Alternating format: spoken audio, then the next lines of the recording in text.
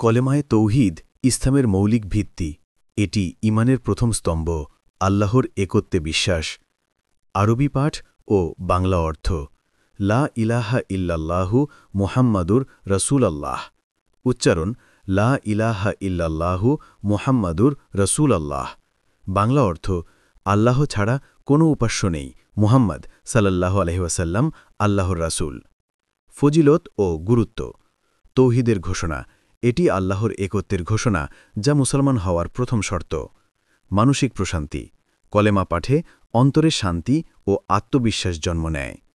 গুনাহ মাফের উপায়: হাদিসে এসেছে, যে ব্যক্তি অন্তর থেকে কালেমা তাওহীদ পাঠ করবে তার সব গুনাহ মাফ হয়ে যাবে। জাহান্নাম থেকে মুক্তির চাবিকাঠি: এটি ঈমানের চাবিকাঠি, যা মানুষকে জাহান্নাম থেকে রক্ষা করতে পারে। সব আমলের ভিত্তি: নামাজ, রোজা, হজ, সব ইবাদতের ভিত্তি এই কালেমা।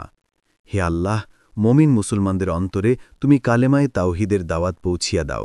আমাদের সকলকে কলেমায়ে তাওহীদের উপর আমল করার তৌফিক দান করুন। আমিন, আমিন, আমিন।